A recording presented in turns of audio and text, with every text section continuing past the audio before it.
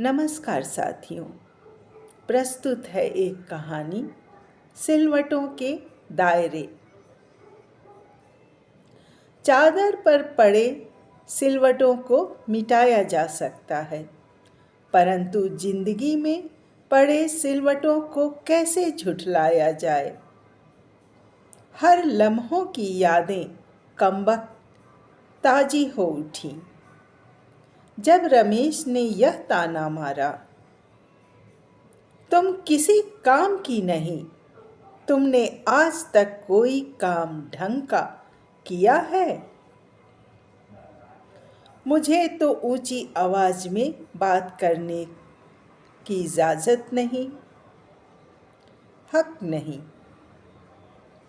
मैंने बस इतना ही कहा था कि वह बरस पड़े। देखो, बहस मत करो। तुमसे एक आदमी की नीयत भी नहीं जानी जा सकी। वह कौन है, क्या करने आया है, क्या चाहिए उसे, यहाँ क्यों आया है, वगैरह वगैरह। पर तुमने कुछ जानकारी नहीं ली, बस नाम पता पूछकर बैठाकर चाय पिला दिया और फिर विदा कर दिया। खामोश मैं चुपचाप उनकी बातों को सहन करती रही। बोलो नैना, चुप क्यों हो? रमेश गरज उठा। उसने अपने आप को आपका दोस्त बताया था। मैंने भी धीरे से कह दिया, तो गलती मेरी है। मैंने तुम्हें अपने दोस्त का नाम पता नहीं बताया है न नैना? वह फिर व्यंग से बोल उठे। मैं अपमान का घूंट पीकर रह गई। तुम जैसी जाहिल से बेकार ही उलझ रहा हूं, कहकर रमेश चला गया और मैं अर्थात नैना रमेश के लिए चाय बनाने रसोई घर में चली गई। मैं ख्यालों में गुम हो गई। जिंदगी के हर मोड़ पर ऐसे गम के बादल घिरे मिलते हैं। हर दौर के परतों पर सिलवटें पड़ती रही। मैं बस इन्हीं दायरों में सिमटती रही।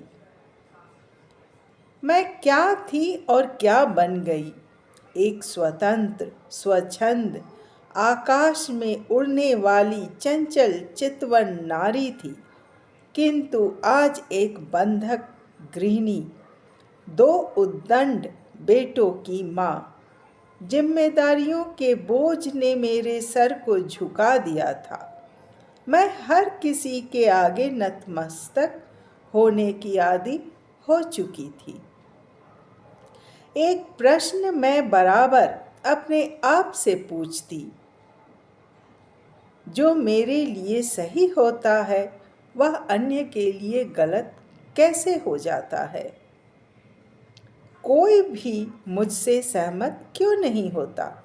क्या वाकई मेरी ही सोच गलत है? सिलवटें अनेक है और उसके दायरे भी विस्तृत है।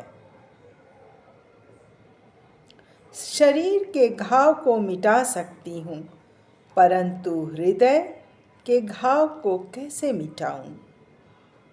तभी रमेश की आवाज ने मेरी तंद्रा तोड़ी। नैना, चाय लाई कि नहीं? अभी लाती हूँ, मैंने शांत स्वर में कहा। चाय देकर मैं भूतकाल में विचरने लगी। एक समय था जब मैं हंसमुख चंचल थी और वह समय था मेरे बचपन का।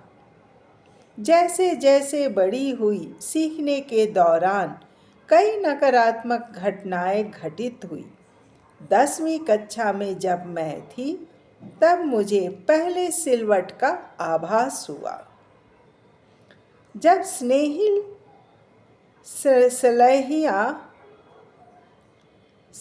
सहेलियाँ मेरी हर बात को शुरू करने से पहले ही काट देती और अपनी मनमानी करती थी।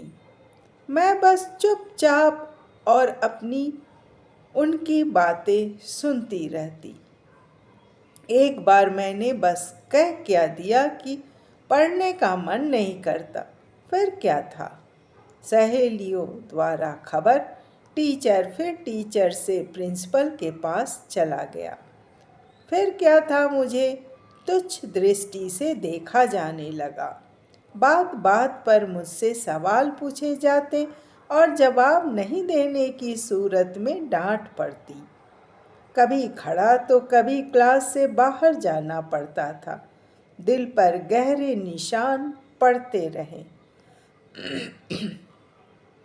कॉलेज में मुझको नया माहौल मिला, परंतु मेरा आत्मविश्वास कमज़ोर हो गया था। यहाँ कई लोग मुझे पसंद करते थे, परंतु मैं नज़रें भी नहीं मिला पाती थी। दिल के अरमान अंदर ही घुट कर रह गए थे। चाह कर भी उनके प्रेम को सहमति प्रदान न कर सकी। और एक दिन रमेश मुझे अर्थात नैना को ब्याह कर ले गया।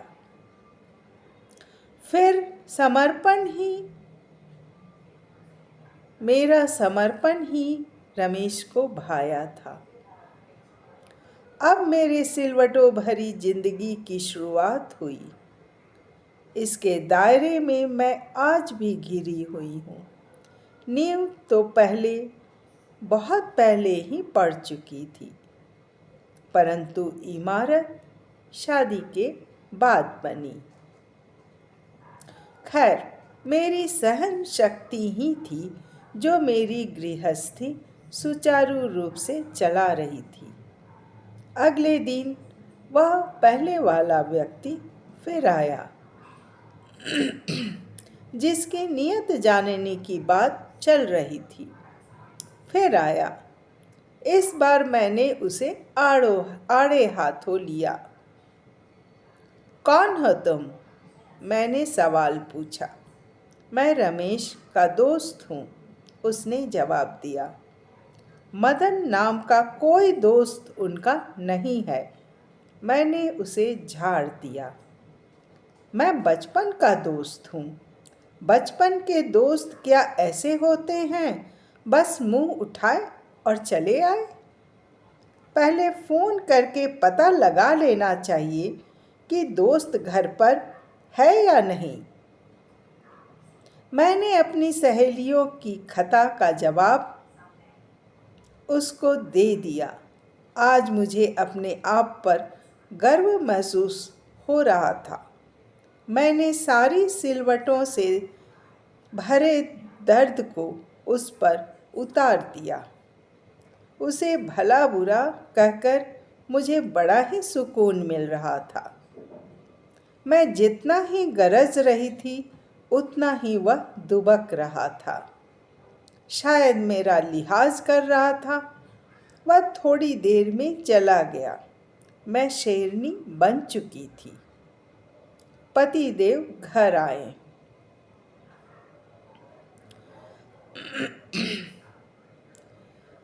और मुझसे पूछा, कैसा दिन बीता? वह मदन फिर आया था। मैंने बताना शुरू ही किया था कि वह गरज उठे। तुमने उसे घर में घुसने क्यों दिया? उसकी नीयत रोड पर खड़े हो जानती। मैंने भी चिल्ला दिया। वह मेरा बदला रूप देखकर हैरान हो गए। तुम चिल्ला क्यों रही हो? रमेश गुस्से में बोला। मैं कोई भेड़ बकरी या बंधक मजदूर नहीं कि तुम मनमानी करते रहो और मैं सहती रहूं। मेरा भी आत्मसम्मान है। मैंने अपने शब्दों पर जोर देते हुए कहा। यह बिगड़ा हुआ रूप किसे दिखा रही हो? रमेश गुस्से में बोला। यही रूप शक्ति स्वरूपा नारी का होता है।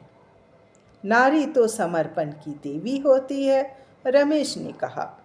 हाँ, होती है, परंतु अन्याय के लिए शस्त्र भी उठा लेती है। तुम कहना क्या चाहती हो? मेरा शोषण बंद करो। मतलब यह कि मेरे हर क्रियाकलाप पर नज़र रखने की जरूरत नहीं, हर कार्य को प्रश्न सूचक रूप से देखने की जरूरत नहीं। मुझे मान सम्मान दो, मैं कोई बंधक मजदूर नहीं कि मैं अपने हर क्रियाकलापों के प्रति जवाबदेही रहूं। मैंने विस्तार से समझा दिया। रमेश नैना के बदले तेवर देखकर डर गया और शांतचित्त हो चला गया। मैं आत्मविश्वास बढ़ाती रसोई घर की तरफ चल दी, परंतु आज मुझे अपने ऊपर नाज था। मैंने अपनी खोई चंचलता वापस पा लिया। सिलवटों को मिटाने का इरेजर प्राप्त हुआ। ऐसा प्रतीत होता महसूस हो रहा था आज न जाने कितने सालों बाद मैं गुनगुना रही थी। सिलवटे मिट तो नहीं सकते, परंतु दायरे सीमित होने लगे थे। धन्यवाद।